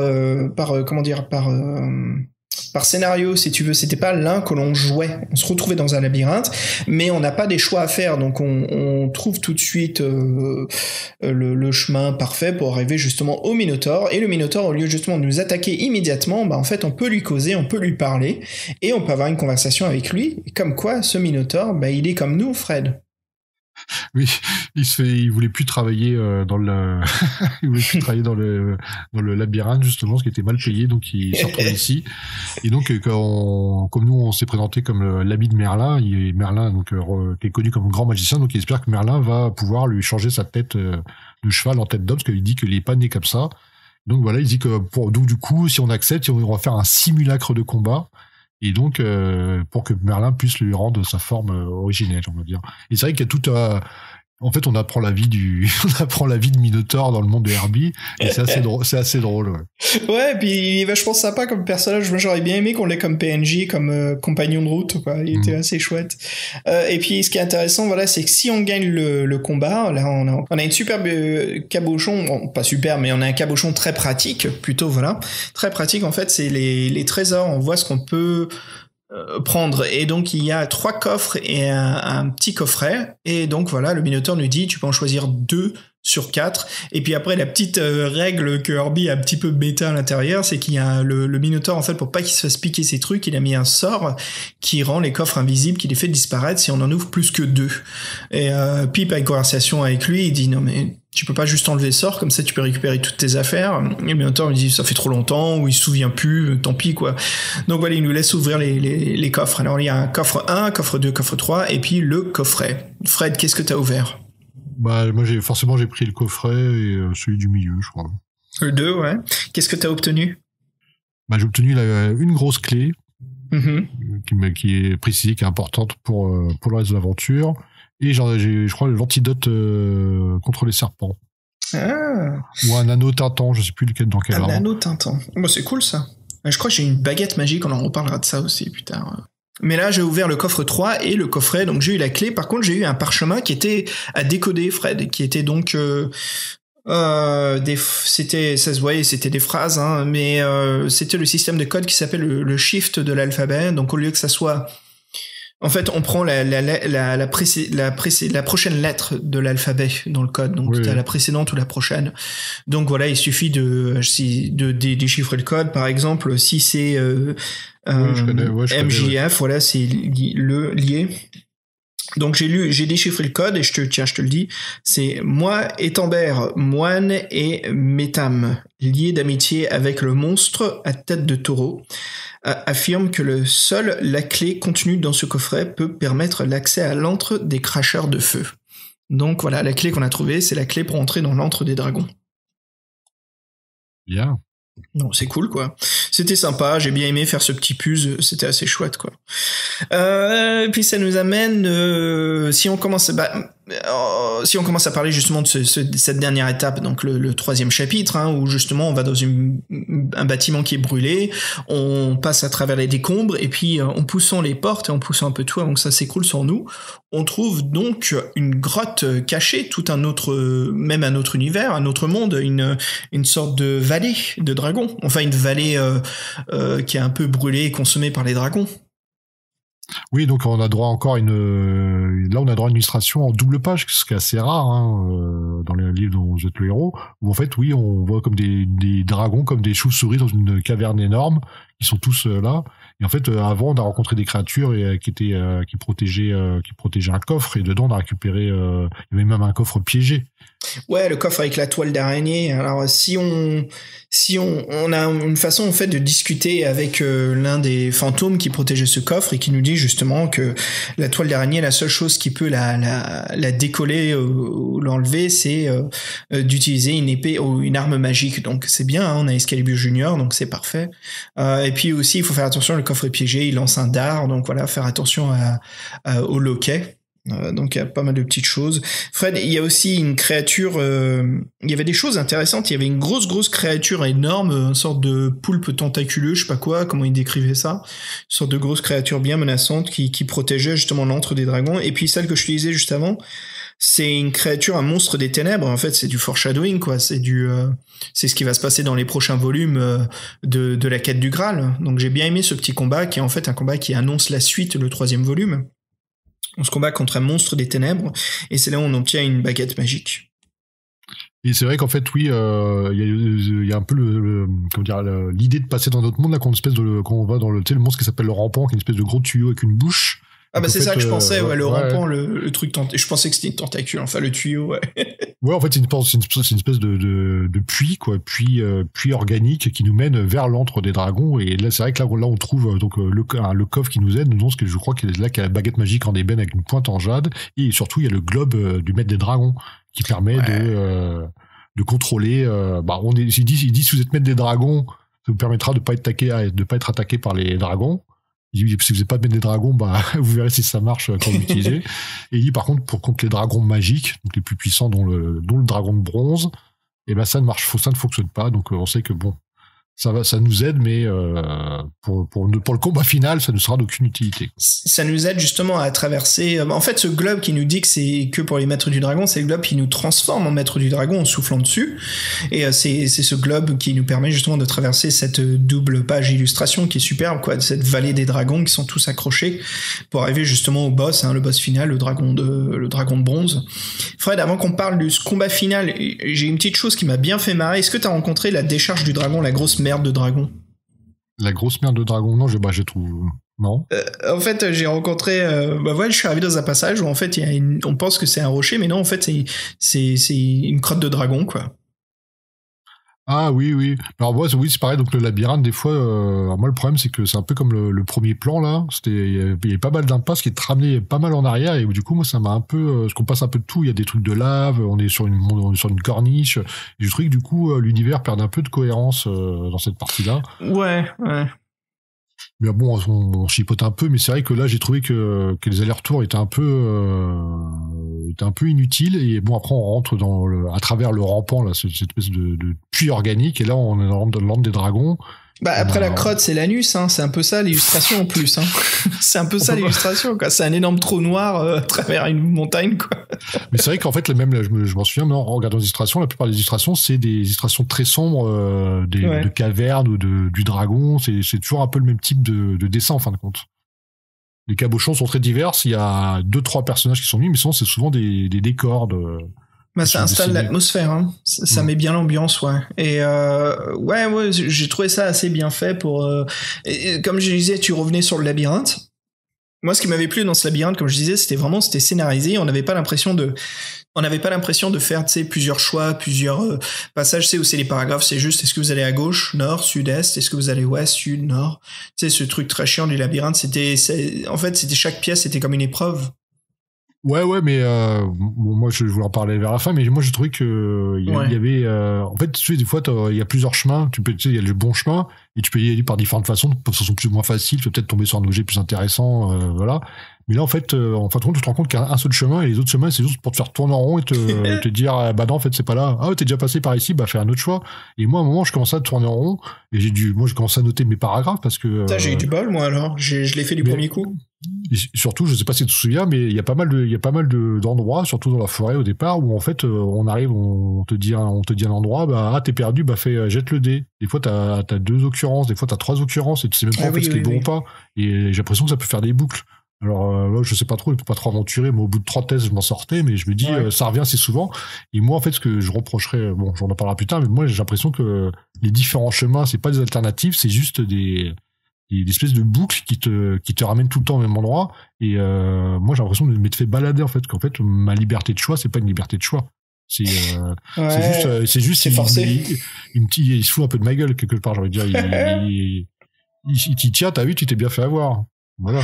Ouais, tu vois, j'ai pas eu ça dans le labyrinthe, mais en fait j'ai eu une boucle atroce. J'ai dû faire 4 fois dans la forêt avant d'arriver au village. J'ai rencontré le lapin blanc plusieurs fois et je me rendais compte que Herbie le savait. Parce que quand tu rencontres ces animaux, il te met toujours des paragraphes en te disant tu peux l'esquiver, tu peux passer de côté. Donc, comme quoi il te donne ce choix. Je dis pourquoi est-ce que je peux esquiver le monstre s'il est là? Ah, parce qu'on y retourne plusieurs fois pour éviter de le refaire. Ok, pigé. Bah allez, on parle du dragon de bronze, le boss final. Oui, donc sachant que on a eu plein d'infos par un chevalier qui avait tenté la quête, on n'en a pas trop parlé là, qui est un personnage important qui est Ethelbert. Ethelbert, ouais, justement, qui nous a pas mal laissé de petits messages de soutien et qui justement a essayé d'affronter le dragon en premier. Mais voilà, c'est Pip qui doit faire face au dragon, qu'on pense qui nous cause en télépathie, mais en fait c'est Ethelbert qui nous guide. Parce qu'en fait, oui, donc grâce au globe de maître des dragons, on souffle dessus et les dragons, à part nous renifler quelques temps, et ils font pas grand-chose. En fait, ils se mettent même tous à s'endormir d'un coup. Il reste que l'énorme dragon face à nous. Et donc l'énorme dragon, devant lui, il y a un globe de cristal et c'est dedans qu'il y a l'âme du fameux moine guerrier Ethelbert. Donc c'est lui qui nous parle. Et en gros, il nous conjure de briser le globe pour qu'il puisse revenir à la vie. Et donc là, on a le fameux dragon de bronze, et là, l'auteur, Herbie, nous prévient bien que là, va falloir donner tout ce qu'on a, quoi. Alors si on a gardé des pouvoirs, tout ce qui est offensif, là, faut y aller, quoi. Et juste pour dire que c'est un ennemi assez balèze. 150 points de vie, ouais, 150 points de vie, ce qui est à peu près 5 fois plus que l'ennemi le plus balèze. Non, il y a le monstre griffe à 80 points de vie, là. Tu as vu celui où il y a une illustration? Oui, non, mais c'était abusé, ça. Oh. Ouais. Donc ouais, le dragon de bronze, 150 points de vie. Donc j'espère que vous avez gardé des boules de feu. Parce que les boules de feu, c'est quand même assez sympa. Ça fait 75 points de vie. Et puis, ouais. Et puis surtout, la Merlin qui nous a filé une bonne armure dès le début, qui était bien pratique, Donc, quand on pouvait faire ses courses, on a Merlin qui nous proposait une liste de shopping avec de la thune en haut de l'aider. Et il y avait des armures. Il nous proposait aussi, c'était quoi? C'était une cape de dragon. C'était, comment ça s'appelle? Ah oui, on pouvait mettre une armure sous l'armure. Ouais. Ouais, voilà, oui, un pourpoint, voilà, élégant pourpoint en peau de dragon qui nous protégeait, qu'on pouvait mettre au-dessus de l'armure. Donc tout ça paye, et surtout si on a pu, je trouve que c'est un avantage important, c'est un peu comme le kick spécial caché de Voix du Tigre, mais voilà, les petites, le gardien de Sid, là, les petites fées qui enrobent l'épée, qui fait plus 10 de dégâts contre les dragons, c'est super important dans ce combat, Moi, je vais pas chercher boule de feu. Fais rôtir le dragon. Ah ouais, justement, et donc c'est la fin du combat. Puis il y a plein d'illustrations, j'ai trouvé ça chouette vers la fin. C'est pas juste une seule, parce que Herbie aime bien faire des épilogues pour la quête du Graal, donc c'est assez chouette. Donc ouais, à la fin, on a une vraie fin, c'est vrai. Bah, on brise la sphère aussi qui tombe au sol et qui libère Ethelbert qui était enfermé à l'intérieur. Oui, donc il nous accompagne à la fin, et c'est vrai qu'on ressort de l'Ordre des Dragons en sa compagnie, et on fait même le chemin avec lui, quoi. Il y a même une illustration, et où on retourne au point de départ à côté de donc notre fameuse vache, je sais plus comment ça s'appelle. Ouais, j'ai oublié son nom, merde, mais on se pose devant elle, et en fait j'aime bien ce passage très très réaliste où ça brise un petit peu le côté Heroic Fantasy où Ethelbert et Pip ils discutent et ils font bon, qu'est-ce qu'on fait? Bah, je sais pas, on va peut-être attendre que Merlin nous appelle. Ok. Et ils se posent sur un banc, et puis ils posent leur trésor. Alors les 200 000 pièces, tout l'or, tu sens ils ont piqué plein de trucs de la forteresse. Ils ont coupé la tête du dragon de bronze. Ouais, c'est notre personnage qui a insisté, parce que lui, le moine, il s'en foutait, mais c'est nous fait non. La dernière fois, dans l'aventure, on était revenu qu'un trésor, on se l'est fait souffler par notre bully d'adolescence, là. Là, on a dit, non, cette fois-ci, il n'y a pas moyen, on a ramené une belle quantité, on est riche comme Crésus. Et donc Merlin, il était dans son atelier en cristal là, et il est en train de faire 2-3 conneries, et heureusement il est tombé sur sa boule de cristal, il nous voit, et donc en fait c'est la fin de l'aventure, c'est sympa, quoi. parce que c'est un point de vue subjectif, donc c'est chouette quand on voit ce que Merlin voit à travers la boule, et on voit donc Pip et Ethelbert assis. Fred, il y avait un truc moi qui me manquait dans cette fin, ces petits épilogues, c'est le bully, le retour du bully qui nous emmerde, et justement comme Pip a gagné l'expérience, là, il pouvait se lever et se défendre. Et j'étais très très déçu qu'on n'avait pas ce karma, en fait, qu'on n'ait pas pu avoir ce moment-là dans l'aventure. On est passé au-dessus de ça. Ouais, mais c'est simple. Peut-être, tu vois, il y avait nos façons de le faire. On n'est pas obligé de le fracasser, mais il suffit qu'on lève les yeux, tu sais, qu'on le regarde, et le bully comprend tout de suite, fait, oh merde, Pip, il a pris du niveau, quoi. Oui, bah tu vois, là, c'est une tête de bronze, connard, qui est par terre. Tu vois, on a coupé la tête du dragon. Alors, barre-toi. Et puis après, deuxième épilogue, donc épilogue bis, où on est à la cour d'Arthur avec Merlin et qu'on parle justement de faire un énorme banquet, qu'il y aura plein de célébrations, mais comme d'habitude, Merlin aime bien nous couper la fête rapidement, hein, en nous disant c'est pas la fin mon petit, car la porte des ténèbres est ouverte et on a besoin de toi pour la refermer. Mais ça me fait penser à l'épilogue du dernier épisode où Merlin il a rejoint en cachette son amoureuse, qui était Morgane, non ? Morgane, ouais. Donc il y a un complot qui se trame, dont Merlin est un pion sûrement, mais donc ouais c'est marrant. Mais donc moi je pensais que ça allait revenir ce truc-là sur Merlin, mais non là il est vraiment c'est la fête. On est un héros maintenant, on doit avoir fermé la porte des ténèbres. Ouais. Donc on a un peu on est le Conan sur la couverture de la première édition. L'aventurier. Conan, l'aventurier. C'est quoi en français? C'est héros.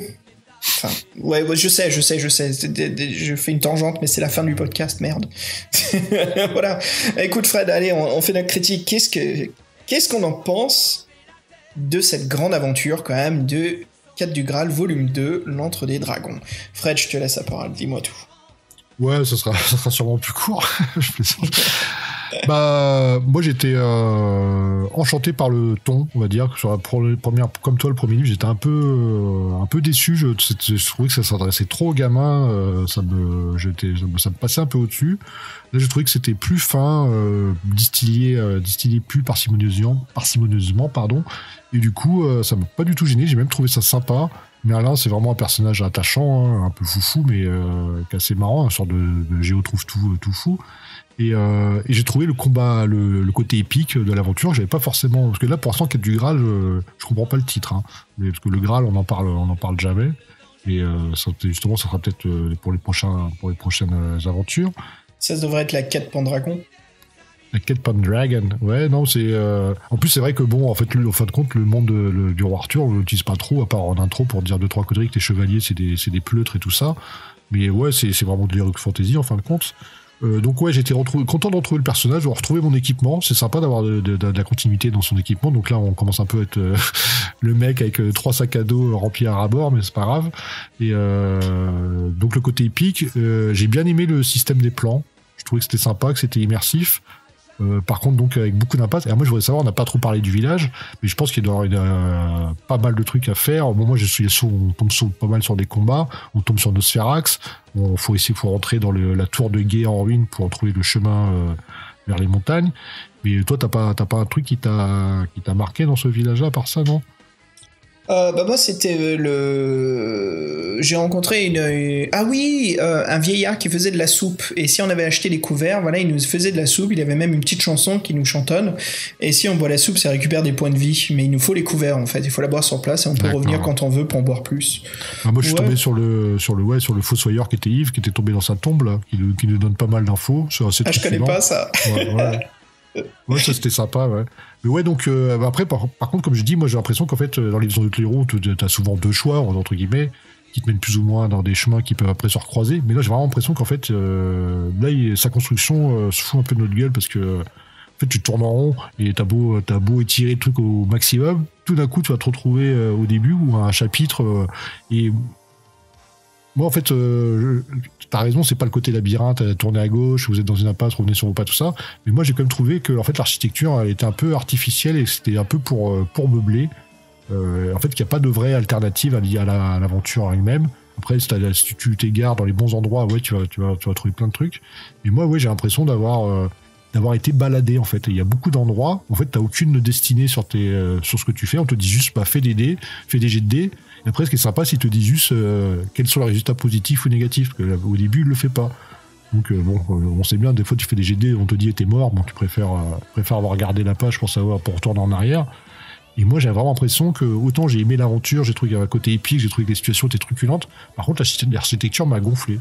L'architecture du bouquin m'a gonflé. Pas autant que ce qu'on a pu voir avec les trucs qui sont vraiment rigides, mais j'ai trouvé que c'était un peu artificiel.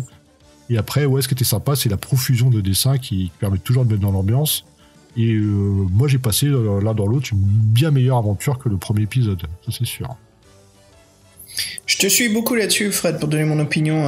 Ouais, la première, j'en ai parlé plus tôt, la première, c'est c'est un peu plus enfantin, il y a un peu trop d'humour, ça se prend pas autant au sérieux, c'est très relâché côté épique, hein, et là c'est tout le contraire. Je trouve que Herbie il nous livre en fait un deuxième volume très très intéressant avec une mise en jeu beaucoup plus intimidante pour Pip, et en même temps Pip passe même moins pour un petit gamin ou quelqu'un qui se fait taper dessus. C'est déjà un guerrier, il est reconnu, il a beaucoup plus de respect que dans le précédent volume. L'aventure est assez impressionnante. Ce que j'ai pas aimé en fait, c'est la construction, c'est ces 3 chapitres en fait où c'est le chemin pour aller au village, le village lui-même qui a quand même un énorme parcours d'enquête, et puis la grotte du dragon. En fait, j'ai bien aimé le début et la fin, mais le village, malgré que j'aime beaucoup l'idée, je trouve que ça manque de structure parce que je savais pas où aller, donc à chaque fois je me baladais dans des maisons, c'était un peu la surprise. On peut se servir de la carte visuellement, on voit qu'il y a un bâtiment brûlé, donc brûlé dragon, qu'il a peut-être brûlé. Donc bref, il y avait, j'ai eu comme une courbe si tu veux où j'étais sympa, puis après c'était un petit peu, c'est pas que je m'ennuie, mais j'étais un petit peu plus déçu. Mais dès qu'on arrive dans la caverne des dragons à la fin, là j'étais à fond dedans, hein, j'ai trouvé que c'était vraiment super. Et comme je disais encore une fois, vraiment le ton de cette deuxième épisode des aventures de Pip est vraiment chouette. Excalibur Junior se calme beaucoup plus, on a plus cet humour qui fait surface constamment, c'est très sérieux, en fait c'est bien géré, c'est un peu comme l'humour de Star Wars, c'est le petit robot qui arrive devant Chewie crie, il s'en va, voilà, c'est l'humour qui est bien géré, qui est pas n'importe où à tout moment, et c'est chouette quoi, franchement. Et je sais que pas mal d'auditeurs m'avaient dit, Xav, sois patient, ça va changer, c'est le premier volume, tu verras, et merci aux auditeurs, en effet quoi, je gardais ça en arrière de tête, je voulais pas trop être trop subjectif, mais j'ai passé un très très bon moment. Après, pour être objectif, c'est une très bonne aventure, je dirais que c'est un peu, si on doit donner un livre dont vous êtes le héros qui représente la grande aventure, mais en même temps qui montre que la construction des livres peut être pénible des fois, comment ils sont faits, mais en même temps on peut s'amuser, je trouve que c'est un très bon exemple. Ce livre a une belle variété de se faire chier des fois dans les labyrinthes, mais en même temps que ça paye, tu vois, il y a des grandes récompenses, il y a de l'amusement, les règles qui sont très méta, ou c'est Merlin qui nous les raconte, je trouve que c'est une superbe initiation, plein d'illustrations, et comme quoi le fait de pas avoir 400 paragraphes ne réduit pas la longueur de l'aventure. Là il n'y en avait que 160 c'était combien qu'on en avait? 170, ouais, pile poil, et bah, comme quoi j'avais l'impression de lire une aventure à 400 paragraphes. Hein. Donc, ça c'est vrai, oui, t'as pas l'impression que l'histoire, l'aventure est courte, ça, c'est vrai que c'est un bon point. C'est vrai que l'idée du village est assez bien vue, parce qu'en fait t'as carrément un plan avec les trucs dessus, le mec il gagne beaucoup de temps en faisant ça, c'est bien vu. C'est bien vu, et ça me manque. Comme je te dis, après, j'ai l'impression qu'en fait, il y a beaucoup de trucs qui doivent ramener aux mêmes choses. Je pense que si tu fais toutes les maisons individuelles, à mon avis, il y a sûrement des trucs que tu dois refaire. J'en ai fait pas mal, ouais. Et ouais, à chaque fois, tu retournes au village, quoi. Mais ce que j'aurais bien aimé, c'est avoir un peu plus une intrigue dans ce village. Pourquoi on est là? Qu'est-ce qu'on doit faire? Tu vois, un peu plus une raison. Je sais qu'on doit en ressortir. Ou est-ce que c'est ça? Ou est-ce que j'ai juste mal lu le texte, que c'était un piège? Ce village, en fait, c'est une prison de répétition et c'est à nous d'en sortir. Mais je trouvais que ce moment-là, j'étais un peu paumé. Je me dis, qu'est-ce que je fous là? Pourquoi je suis pas dans l'antre des dragons? Et puis oh d'accord, en fait c'est ce qui amène à l'antre des dragons. Peut-être c'est pour ça que ouais, c'est que moi je flippais parce que je me suis dit avec ma chance légendaire ça va être le dernier choix qui va être je me suis dit je vais taper tous les trucs. Non mais en fait ce que j'ai fait, moi j'ai fait toutes les sorties, après j'ai fait tous les bâtiments spéciaux, et en faisant un bâtiment spécial, j'ai trouvé la tour de guet, là j'ai trouvé le truc, mais je me suis dit si je commence à faire toutes les baraques, j'ai pas fini quoi. Mec, t'es où? T'es à la plage là? Non, tu sais qu'il y a des mouettes à côté de chez moi là. Ah oui, c'est tranquille. À côté des parcs début de Chaumont, il y a des mouettes. Ah, ouais, c'est pédard, sympa. Excuse-moi, mais tu t'entends pas, je te croyais sur la plage avec ton laptop et ton micro, quoi. Ça serait bien, mais c'est pas le cas. On en revient, quoi. Bah écoute, ouais, moi donc mon avis, c'est vraiment chouette, c'est une belle aventure, très sympa, voilà, avec tous les problèmes qu'on peut retrouver des livres dans un héros, mais aussi tous les bons avantages et l'aventure fantastique que l'on peut avoir, c'est un excellent exemple. Et Herbie qui a de la plume, qui nous déçoit pas dès qu'il se met justement à raconter et métamorphoser l'univers. C'est toujours très très chouette à lire. Donc j'aime bien cette technique-là, voilà, d'avoir des paragraphes beaucoup plus lents, des fois d'une page ou deux, tant que ça raconte une histoire, ça fait plaisir. Et donc voilà, écoute, moi je le note 4 dragons, 4 dragons de bronze sur 5. Moi, c'était mieux que la moyenne, c'était amusant, c'était chouette. Moi, je voudrais juste rajouter quelque chose. En fait, ce qui est aussi qu'il a réussi à faire, c'est la variété dans les combats, sachant donc qu'il y a les règles de base, mais en fait, tous les combats sont un peu dynamiques par rapport au seuil qui change. Le fait que si les ennemis ont des attaques spéciales où il peut se passer des choses, donc ça, c'est un point fort, parce qu'en fait, il n'y a aucun combat qui se ressemble vraiment. Ouais, comme tu fais ouais, c'est vrai que ça change beaucoup, et comme tu fais une aparté, j'en profite pour faire une autre. Tiens, Fred, il y a un truc. Ok, voilà, un truc qui me fait chier dans ce livre d'Herbie, c'est que quand il commence les paragraphes, il te donne tout de suite les possibilités, les sorties, les issues, et après il te raconte ce qui se passe. Ah oui, ça il le fait 2-3 fois, ouais. Et des fois, oui, du coup, c'est un peu plus nébuleux. Mais par contre, ce qui est bien, c'est qu'à la fin du bouquin, il a fait un espèce de résumé des règles, si t'as un doute, quoi, des règles de combat. Ouais, ça c'est chouette, ça. Ce qui n'est pas forcément dans le premier, oui, les règles sont beaucoup libres à interprétation, donc. Bah, c'est heureusement que c'est pas du loup ardent, hein. Oh. Ah oui. Donc voilà, toi tu notes combien de dragons de bronze, toi? Bah franchement, moi je partageais parce que j'ai vécu une bonne aventure, mais je reste comme beaucoup sur ma faim pour différentes raisons, et moi je peux pas, je mets un bon 3, mais je peux pas lui mettre 4. Genre, si je pouvais, je mettrais 3 sur 5, puis des notes sur 5. De toute façon, comme on a dit, les aventures, on n'est pas sérieux là-dessus, c'est juste pour s'éclater, hein. Mais voilà, ce qu'on a pensé, c'était une aventure assez chouette, c'était une très bonne lecture, c'était très amusant, et ça nous donne envie justement de lire la nouvelle édition, hein, avec l'illustration de Didier Nguyen, justement, de voir cette mise à jour, toutes ces corrections qui ont été laissées par Folio Junior. Voilà. Fred, ça nous amène à la fin du podcast. Déjà ? Bah ouais. Déjà, c'est un truc de ouf, on est quoi à 2 heures quelque chose, hein. Voilà, on arrive à la fin. Presque 2 heures. Écoute, je crois que t'as un morceau peinard qui va nous faire monter à bord d'un dragon, non? Ouais, bah c'est ça, là ça se veut épique, la quête du Graal, donc on va mettre un groupe épique et Manowar, donc aussi du bon petit rock metal. Et donc ouais, si vous voulez connaître la voix d'un dragon, bah je vous conseille d'écouter l'intro. Voilà. Hey. Ouais, très métalleux, c'est super, quoi. J'aime beaucoup. Ok, les aventuriers, bah écoutez, voilà, ça nous a fait plaisir de vous retrouver. De retour, hein, plein de podcasts. Et puis, c'est un plaisir de vous retrouver. Et puis, c'est reparti pour finir Piranha. Et puis, plein d'autres numéros qui nous attendent, hein, du Space Crusade, du Labyrinthe de la Mort, et puis plein d'autres petites surprises qui vous attendent, voilà, qu'on vous prépare. Fred, je te dis à bientôt, mec. Ouais, à bientôt, on chôme pas, bonne rentrée à tous encore, et puis voilà, et à bientôt, on espère le plus rapidement possible. Allez, salut les aventuriers. On vous laisse une...